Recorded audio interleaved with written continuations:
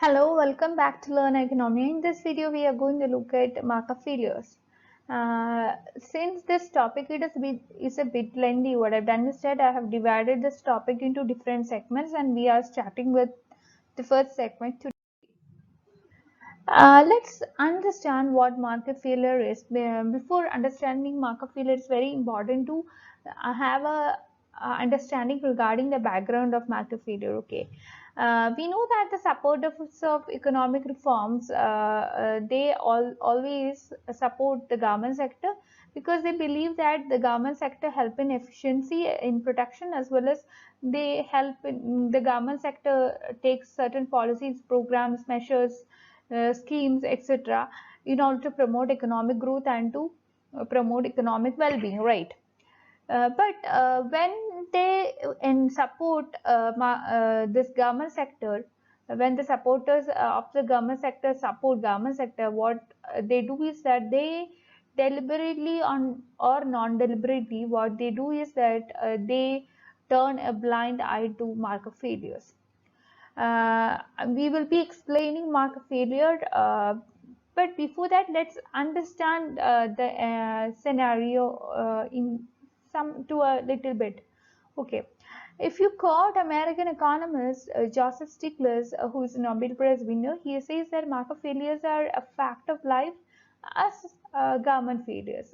He accepts that even government itself fail, and as a as government failures, there is something known as market failures, which is a fact of life.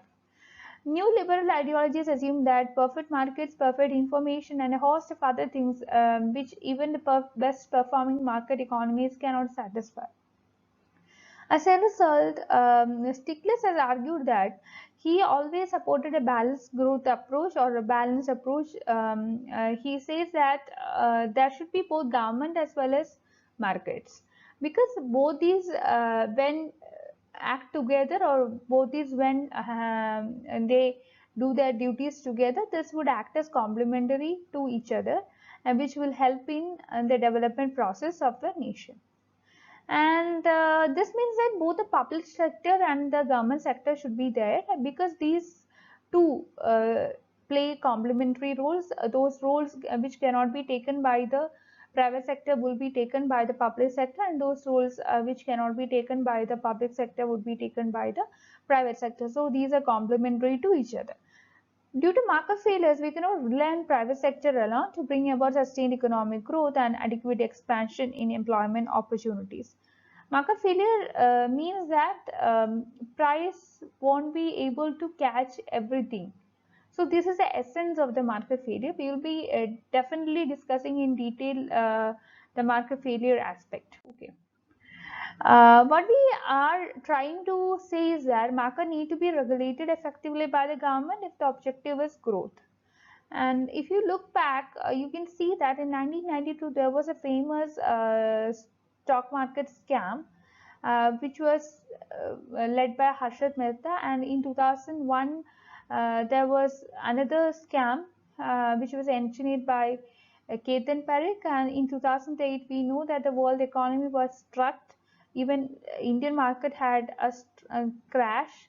It was all because of the financial crisis, which was mainly experienced by the US economy, which is known as the subprime housing loans crisis, which led to the collapse of the American banking system, which had implications on the rest of the world as well.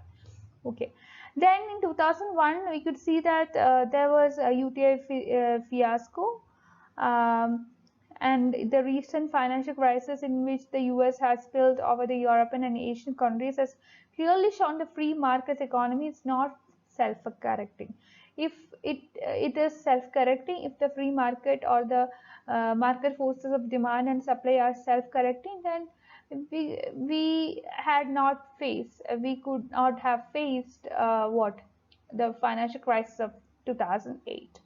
So it is due to the failure of the market system to correct itself that even the capitalist American President Bush had planned $700 million to bail out a US economy.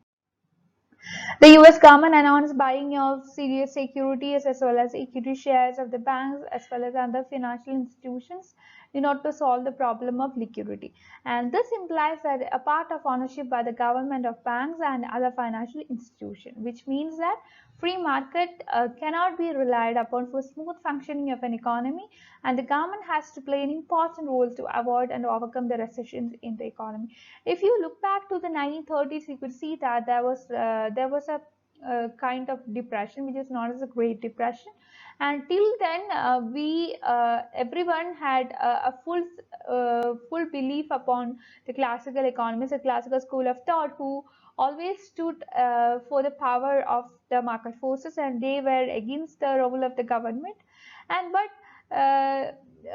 so the world was actually trusting the classical school of thought, and the Great Depression happened in 1930s, but the classical school of thought could not offer any solution to that. But the solution was offered by another school of thought, which was led by Keynes.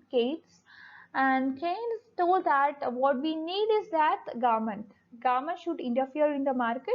The government should make a autonomous expenditure. Government should spend for the economy. So when the private investment is less, when there is low marginal efficiency of capital and all, it is only the government who could spend, and which could increase the aggregate demand in the economy, which would be helping the economy to come up, which will be helping the economy to revive and all. So from that itself, we have to understand the role of the government when the private sector fails. And this thing yeah, which happened in 2008, the financial crisis of 2008, which this has cemented the role of government again. Apart from regulating the market and private sector, what is needed in the context of Indian economy is the paramount role of government in stepping up the public sector investment, especially in infrastructure and all. This is very much important to promote economic growth. Government role is also crucial for adequate investment in social sectors such as education, healthcare, poverty alleviation and all, because we know that the government is spending a lot on various schemes for the betterment of education, healthcare, poverty alleviation, etc. For the purpose of poverty alleviation, undertaking of rural public works to utilize not only accumulated food stocks, but also to generate employment opportunities for the poor, and unemployment is considered to be one of the problems in the Indian economy, and the government has been taking various steps in order to deal with the problem, right? From these all things, we could see that we cannot even imagine a, a world without government, or a nation like India without government. For the purpose of investment in infrastructure and social sectors and expenditure on employment schemes for the poor, we should not hesitate to incur fiscal deficit. This is what is happening in India. We are actually running short of money, but we are not stepping back from spending. We are still spending because we need an economy where people are happy, where people experience welfare, well-being, etc. So as a result, what the government does is that the government, not only the present government, but also the other party governments were spending for the welfare of the public. What the government does is that if it finds that its revenue is short of its expenditure, what it does is that it will borrow. So there would be deficit. So there would be deficit spending. There would be debt for the government, but the government doesn't care for that. It spends for the public. In this way, if the fiscal deficit increases, it should do so, and does not follow unthinkingly. So what is relevant is that the government should spend its borrowing for investment purpose, especially infrastructure and development of human capital, education, healthcare, etc. Professor Amartya Sen has written that the success of liberalization and closer integration with the world economy may be severely impaired by the India's backwardness in basic education, elementary healthcare, gender inequality, and limitations of land reforms. So from the very quote given by Amartya Sen, you would understand the effort taken by the government and how inevitable the role of government is as far as the Indian economy is concerned.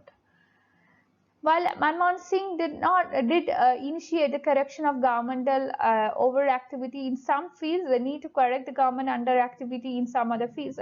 So this is very important. We have to strike a balance between the spending of the government in different sectors. The government should not spend in one sector alone, but the government should make some kind of not equal, but it should prioritize different sectors, and it should spend for the development of each and every sector in the economy. Further, referring to the higher growth rate in some East Asian economies which have received high growth rate with considerable equality, he has written that these countries are all these countries all share some conditions that are particularly favorable to widespread participation of the population in economic change. The relevant features include high rates of literacy, a fair degree of female empowerment, and quite radical land reforms. Can we expect in India result similar to those that the more socially egalitarian countries had achieved, given that half of the Indian population is still illiterate? Female empowerment is something that is very less in our country, right? And the credit is very hard to secure by the rural poor, even though we have financial inclusion programs and all. We have to accept this. This is a fact. Though the number of bank credits, though the number of accounts in bank has increased, but this is something we have to understand, that there are many people in our country who do not have a bank account. So which itself questioned the financial inclusion program of the government, but we have to understand this fact. Should we not have expected more in direction of breaking in terrible neglect of these concerns on which the basic capabilities of Indian masses depend? New classical economists think that the market system works efficiently in the allocation of resources and thus achieves the maximum social welfare. But we have seen how the classical school of thought, the neoclassical supporters of classical ideas, all have failed, especially when the world witnessed the Great Depression of 1930s. In regard to the use of environmental resources, the market system does not function effectively, and this requires intervention by the government to correct market failures and ensure efficient use of environmental resources of the society. Market fail when private individuals working in unregulated market economy fail to achieve efficiency in the use and allocation of resources. It is worth mentioning that market failures occur when there are no definite property rights over resources of good by the private individual or firms. In the absence of a well-defined property right over environmental resources, free market cannot work to achieve efficient allocation of resources. Especially because when public parks and all is owned by government, we do not share any kind of responsibility, right? Yeah, especially to take care of these parks and all. There won't be any kind of responsibility which is shared by the individuals. What they do is that when something is seen as good, what they this what as humans or people do is that they try to destroy the scenic beauty and all. So and nobody can be complained. It is a kind of human tendency, but we have to understand that the government is taking all these kinds of efforts, especially to make the people or the public enjoy the facilities given by the government. But what we do is that we will try to destroy all these things, especially because there is no property rights. Property rights is not in the hands of any private individual. It is something in the hands of the government. So we try to destroy everything. So that is not a good thing. Market failure occurs in the case of existence of externalities, in which case in which the we can see that the productive activity of human affect the other individual whose welfare is not considered by individual. Sorry, while doing the productive activity. In case of public goods also, market fails to achieve efficiency. We have done several videos particularly on externalities, public goods, etc. I'll be providing the link of the same in the description box so that you can refer to those. Market failure comes about when people cannot define property rights clearly, and which we have already seen. And when we cannot transfer rights freely, we cannot exclude others from using good. Under these kinds of situations, free market does not lead to socially desirable outcome. We either produce too much of bad good, like pollution, which would definitely affect some other parties or others in our economy, which would be creating some kind of negative externality, or there can be positive externalities as well, if there is some park maintained by the government which will give a sight of scenic beauty to all our rights, right? So scenic beauty enjoyed by our eyes is something that we enjoy without paying any fees to the government, right? So it's a kind of a positive externality. Just understand the type of marker failure. First of all, externality itself is the cause of marker failure, which is the beneficial and detrimental effects of economic activity of an agent on others. So when an economic agent through his activity benefits others for which he does not receive any kind of payment, that acts as beneficial or positive externality. On the other side of the coin, you have negative externality. There would be detrimental negative externalities which would be occurring when an activity of an economic agent harming others for which no money is paid. When externalities occur, there are no individual property rights on goods, service, or factors. Markup will not ensure optimum.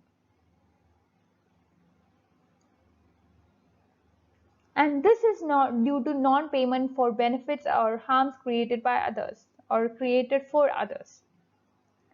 In case of positive externalities, less will be production or less will be produced, and in the case of negative, in the presence of negative externalities, which is considered to be detrimental, more of good is produced than is socially desirable.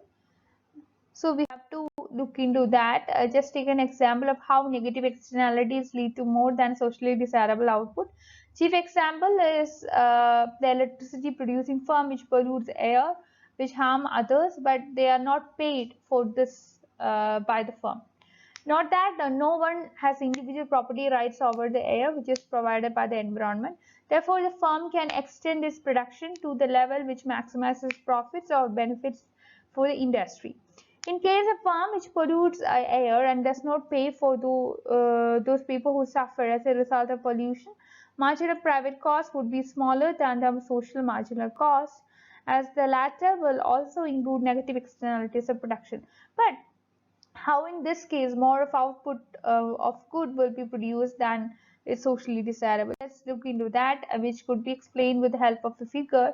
In figure, you will see that MB is marginal benefit curve of the firm which pollutes the air, and this is sloping downward.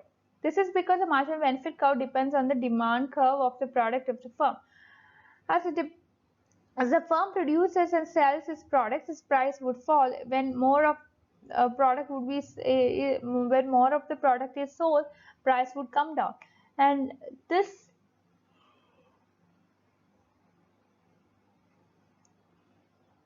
and the price is the benefit for the firm, right? Because it is considered to be the revenue of the firm. Therefore, as it produces more, its marginal benefit declines. On the other hand, as more is produced by the firm, its private marginal cost will increase in accordance with the principle of diminishing marginal returns of traditional microeconomic theory. And rising private marginal cost of the firm will cause private marginal cost of the curve of the firm to slope downward, which you could see in the figure. And the firm does not take into account the harm done to others, especially by polluting the surrounding areas.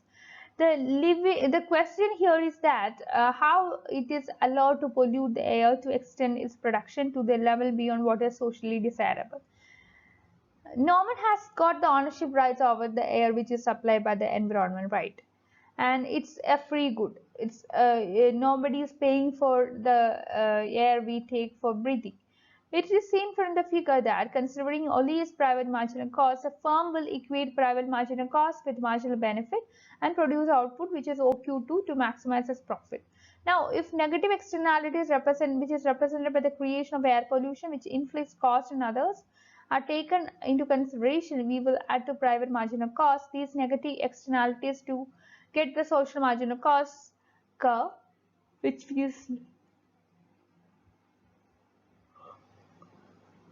is actually lying above the private marginal cost curve.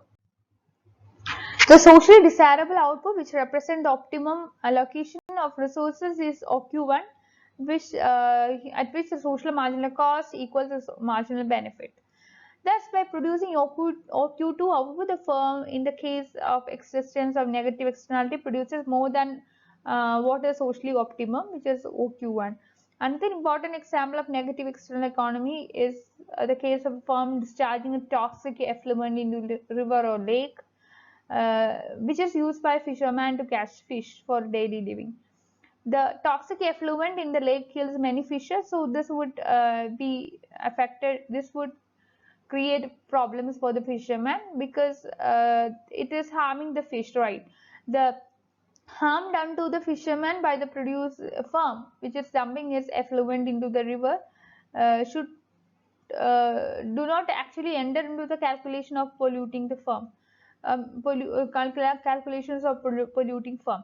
As no one has ownership over the lake, the firm produce more. It will produce more product than which is socially desirable. In this case, a social marginal cost curve will be above the private marginal cost. So with that, we end the first section, first segment of the topic. Please like, share and subscribe to this channel for more videos, and I welcome you to my Telegram group and Telegram channel to discuss your doubt.